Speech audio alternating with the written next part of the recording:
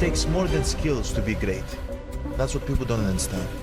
You can be the most skillful person on earth, still don't make the NBA. The NBA is not about skills.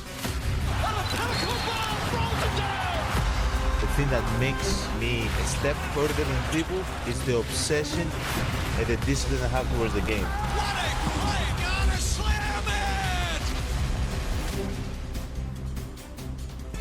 Well, happy anniversary to Giannis, because it's been 13 years since his debut in 2013. That was against the Knicks. And now he's scored at least 30 points on 60% shooting in every game this season. He becomes the first player to do so in each of his first 4 games of the season in NBA history. And tonight, Giannis is saying to the Warriors, come out to play, which means we get a little full court press. So now joining us from Milwaukee, covering the Bucks for us is Jamal Collier, covering the Warriors for us is Anthony Slater. But Jamal, I want to start with you on this if I could, because there was a lot of drama surrounding the Milwaukee Bucks. What's going to happen with Giannis this offseason? They look to have settled in. What's working so well with this team around Giannis?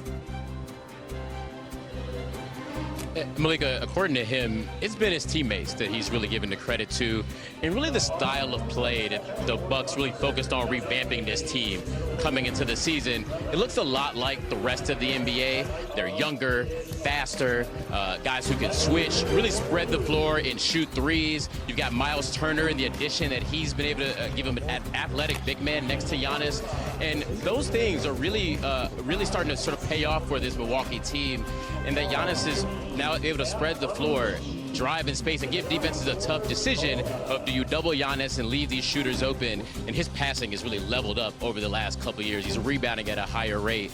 And one more thing, Malika, that somebody told me over the summer that was key.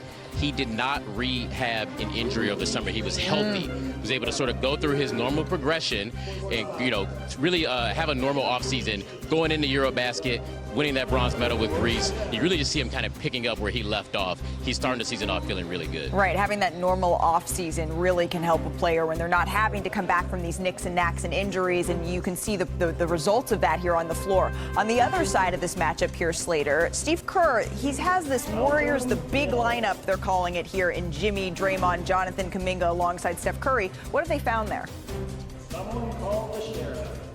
Yeah, you go back to Jimmy Butler coming to this team last year. They were really successful down the stretch, but those three together were not successful. They were a minus 36 and 105 minutes together in the regular season and postseason last year, to the point that Steve Kerr spent the offseason and training camp saying he didn't really believe that they could work together. I talked to Steve at shoot-around today. He said even as recently as opening night, that first half in LA, he was very skeptical about the spacing and the fit of those three. But the numbers bear out. Look what's happened since then. They're plus 37 now in 74 minutes. Jonathan Kuminga is now a permanent starter. And one of the things that's really done for this team, talking to Kerr today, is it's made them bigger. We know that that's their weakness, right? In a Western Conference that's upsizing in so many ways, they're a small team. But these three together now starting at least makes them positionally bigger to face teams like tonight, Miles Turner and Giannis Antetokounmpo.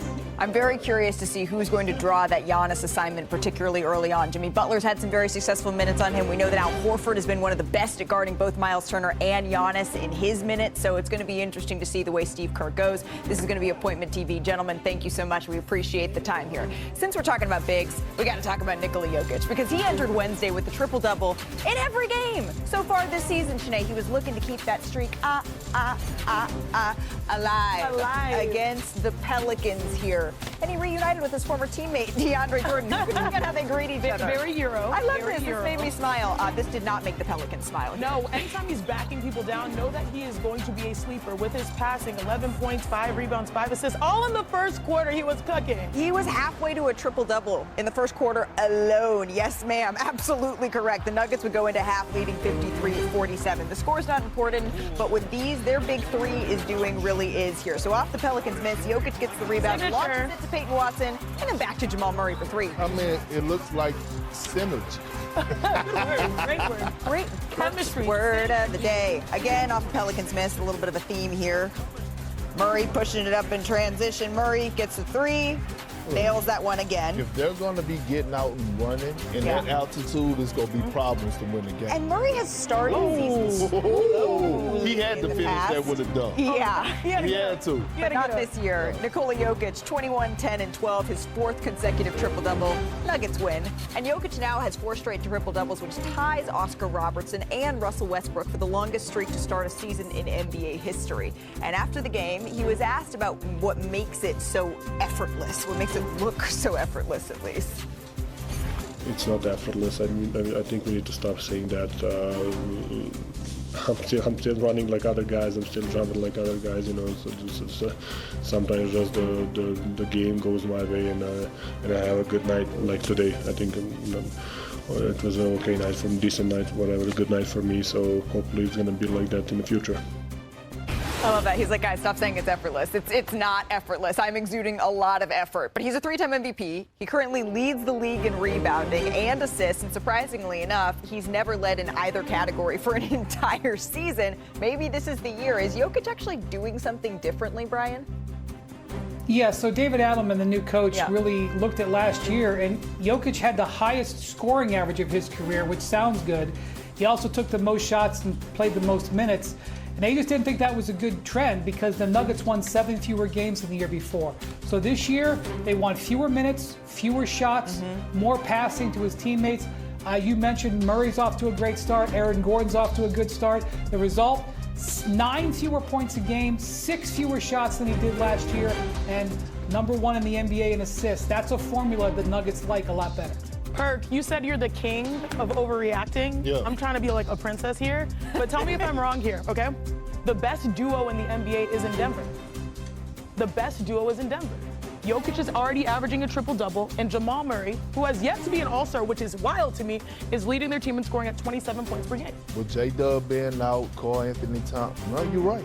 Oh, wait, sorry, excuse me. You're right. Wait, a little louder with your chest? You're right. Thank you, sir. Thank you, sir. I think it's a great start for Denver. It's been an awesome start for Denver. We expected that they were going to have a good year after the offseason that we had. All of us loved the additions that they made, but it's really clicking out the gate. They were the last team to start the season, and they have wasted no time. Perk, what was your word earlier? Synergy? Yes, synergy. You got a couple more for us? You got to go into the thesaurus for a little bit because I do want to play a little Western fill in the blank here so we can all expand our vocab. Let's start with Ja Morant because he hit a go-ahead bucket. 7.6 seconds left in the fourth quarter to give the Grizzlies a win against the Suns. So, Windy, I'm going to start with you here. Fill in the blank. Ja Morant, he will be blank this season.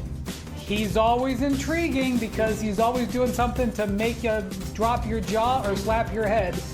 I don't know why the Suns were not up on him at the end of this game. This is the 7th time in his career he's hit a shot in the last 10 seconds to go ahead. They let him open the door, and he slammed it. Look at this. Come on, get up on him. The job was awesome, finishing his best game of the season so far last night. All right, next up, Cooper Flagg. He had a thunderous dunk as part of a double-double performance in a win against the Pacers. So maybe he's starting to get his feet under him a little bit. Even dropped a little too small. Did you see that today on Mac McClung in this game? Look on someone your own size. Fill in the blank. Cooper Flagg's too small was blank.